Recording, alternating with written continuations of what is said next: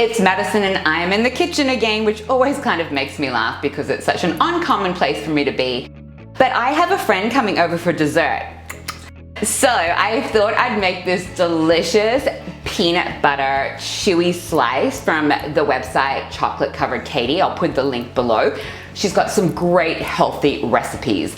This is like this really yummy, is yummy a word? A really yummy peanut butter slice that is nice and chewy. So if you like kind of chewy brownies, it's kind of like that. What we start off with is we put all our wet ingredients in first. So we're gonna start off with 1/4 cup of applesauce. Now, it's quite challenging to find applesauce that's unsweetened. So what I actually did is I just went and got some pie apples from the grocery store and I whizzed it up.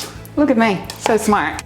Then we put in the hero of this whole slice, which is peanut butter. I'm using a crunchy peanut butter. The thing I love about it is no sugar yet again. Now we're using a full cup of this. Low calorie. Look, it's good for you. Peanuts are kind of good for you. Kinda. Delicious. You can use any type of peanut butter. I've used smooth as well as like a crunchy one. But I just kind of like this one. It's got nothing in it other than really peanuts and I think some salt. It's a great one by Pigs. So we just put our peanut butter in with the applesauce. And the thing is, it's such an easy recipe. Even I can make it, which says something. Then we take 1 teaspoon of vanilla extract and pop that in. So that's basically all our wet ingredient. And we just mix it up. Now, if you're finding, it's actually summer here, and thank you to all those people who reached out to me because I know I live in Australia and asked about the bushfires. I am safe, thank you. And it's been 36 degrees, which has been quite warm and also very humid. If you're finding your peanut butter, it's not giving you this kind of like easy spreadable thing, you can just pop the peanut butter in like a low heat or just pop it in the microwave just to get its consistency a little bit more fluid. The next thing we do is we pop in all the dry ingredients. We're going to use 1.5 tablespoons of the baking powder. You do like a little smidge of salt. I don't kind of get the salt thing in baking, but I think it's to get rid of the tartness. So you can see I'm just very professional.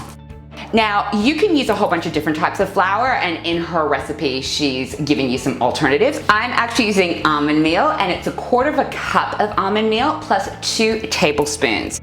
So we're actually using 2/3 cup of sugar and putting that in. I am, as you know, using sugar-free items. And I'll just give you an example of some of the things we can use in Australia because I know Australian peeps have trouble finding things. It is an organic stevia, you can use that. Or my good friend Chris got me this erythritol. I hope I'm saying that right. Erythritol online, again, a natural sweetener. I'm using this for this time around. We just mix it all up and that's the wet and dry ingredients. And basically, you just want it to kind of be a cookie dough. Now, if you're finding that you're not getting that, you do have the option of putting in 1 to 2 tablespoons of milk of your choice. If that was me, I would actually put in almond milk. You can see I've got it to a nice kind of doughy consistency, which is awesome. Now, here's the yummy bit, and this is a problem I've had in the past because a lot of recipes call for sugar-free chocolate chips. And until recently, I couldn't get them in Australia until No Shoe again, rocking my world. They have got chocolate baking chips. They are sugar-free, and these are the milk chocolate ones, and they're also white chocolate ones. Amazing, amazing. It's like taken my baking repertoire to a new level because, you know, I couldn't get it before. So what we're gonna do, I've got some prepared earlier. We're just gonna put in 1/4 cup. 1/4 cup, close enough, right? Okay, so again, just mixing it up a little. And I've already put the oven on to, it's 350 degrees Fahrenheit, about 160, 170 degrees Celsius. Now, I've got a fan force oven, so it is like that. We will pop this in a tray, and I'll just show you when you're putting it out how to kind of do it, just to wet your hands a little bit, because it is a bit sticky. Pop it in the oven for 10 minutes. Get all that yummy gooiness out. Oh my gosh, and wait till you see what I'm gonna pair it with later. I've just put it in a square pan with some baking paper. I find if I don't use baking paper, everything just goes to crap in the end. Like literally, I can't get anything out. Just do this and try and, you can see it's really gooey. So my tip, because I'm an expert cook, is just to wet your hands a little bit. And then look at it, oh, look at that, Martha Stewart. Watch out. Now, interesting thing, talking about Martha Stewart, I don't know if you guys have this challenge where your oven seems to cook unevenly. Like, you know, you have to turn your stuff sometimes. And I was talking to my mom about it and I said, it's so annoying. It's like I have to remember to turn things, otherwise you find that it's just, you know, one side gets cooked better than the others. Well, apparently my mother was watching Martha Stewart's cooking school, and it's like Basics 101, and she said every oven actually is hotter at the back, I think she said. So you've got to flip things around. So luckily I didn't ring up Smeg and tell them what's wrong with this damn oven, because it was actually user error. So it looks like one big cookie. As you can tell, I'm always excellent when it comes to presentation, but it's going in my gob. So let's just enjoy it. Popping it in the oven, 10 minutes. I will swivel it around in 5 minutes so we get even cooking, and I'll show you the outcome at the end. It's done. So delicious. So 5 minutes, and then I spun it around, and so it's only a quick 10-minute job. And it comes out looking this golden brown. Now, when it comes out, you might think, ugh, it's not set.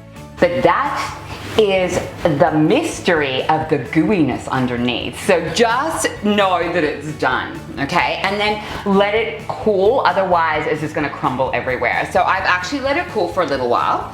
We're gonna cut some up, because even though my friend is coming, you know, you really should test it before you give it to people, right? It's only the polite thing to do. So I've just grabbed a little bit of the slice. I've got a new ice cream for you guys. You know how I love my Halo. Halo, Halo, Halo. Ben & Jerry's have got a new ice cream. Now, as you know, Halo and the like have the whole thing that you can eat for about, you know, between 200 and 360 calories. This Ben & Jerry's one is 160 calories for a serve.